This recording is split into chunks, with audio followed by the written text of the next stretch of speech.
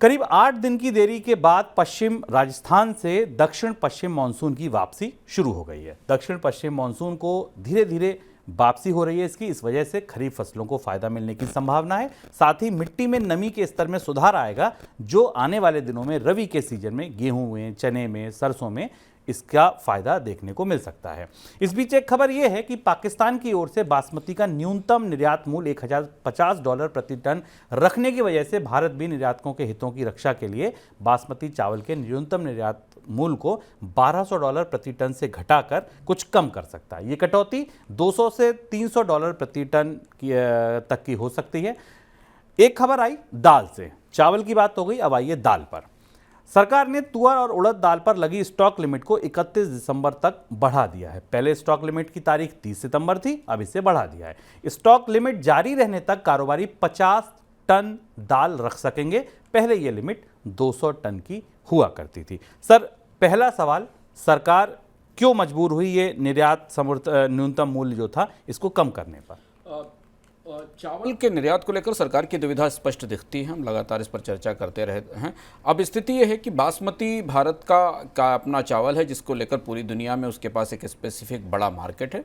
जैसे ही भारत में चावल की कीमतें बढ़ना शुरू हुई, महंगाई का दबाव दिखाई दिया, सरकार ने जल्दबाजी में निर्यात के ऊपर एक किस्म का प्रतिबंध सा लगा दिया। वो प्रतिबंध कीमतों के स्तर पर था और इसमें एक न्यूनतम निर्यात मूल्य तय कर दिया गया जो ₹1200 पर टन के आधार पर था। और ऐसा होते ही भारत के बासमती चावल ने दुनिया के बाजारों में अपना हिस्सा गंवाना शुरू कर दिया।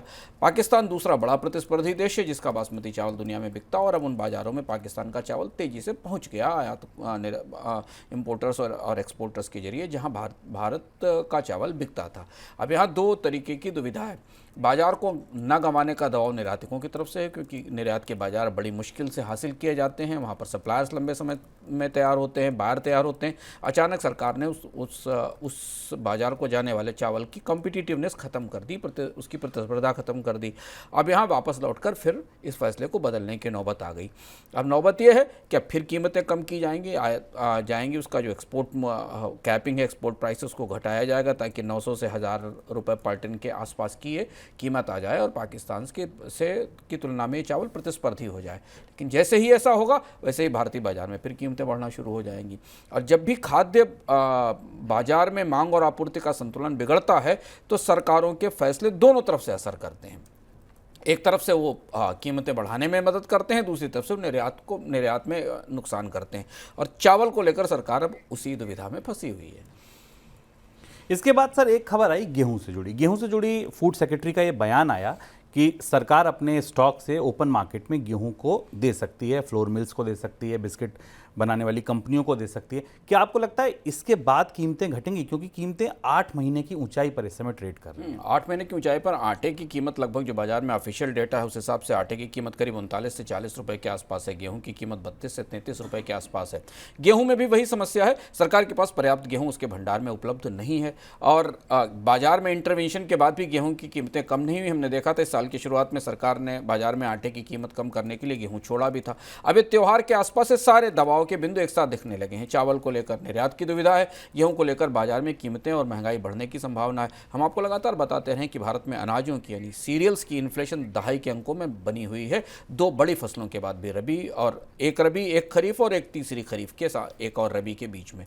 अब ऐसी स्थिति में सरकार के अनाज भंडार से जैसे ही ज़्यादा गेहूं बेचने की कोशिश की जाएगी, कीमतों में कितनी कमी आएगी ये नहीं दिखेगा, लेकिन भविष्य की सप्लाई के आधार पर बाजार में कीमतों में तेजी की अंतर्धारणा बनने का खतरा है। तात्कालिक तौर पर हो सकता है कीमतों में थोड़ी बहुत कमी दिखाई दे, पर जब भंडार में गेहूं है ही नहीं, सरकार को अपनी मुफ्त अनाज स्कीम के लिए बड़े पैमाने पर गेहूं की ज़रूरत है।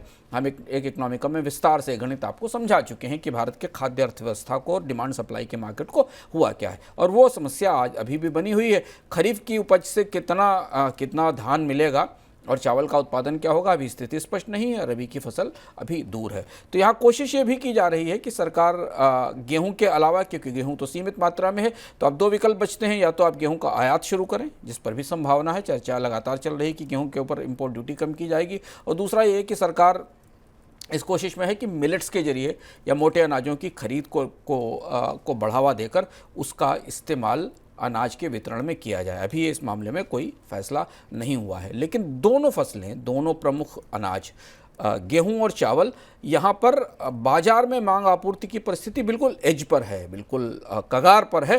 कीमतों में कमी करने के लायक कोई स्ट्रेट और बड़ा इंटरवेंशन होने की क्षमता भी सरकार के भीतर नहीं दिखाई देती, जब तक कि बड़े पैमाने पर गेहूं का आयात न किया जाए।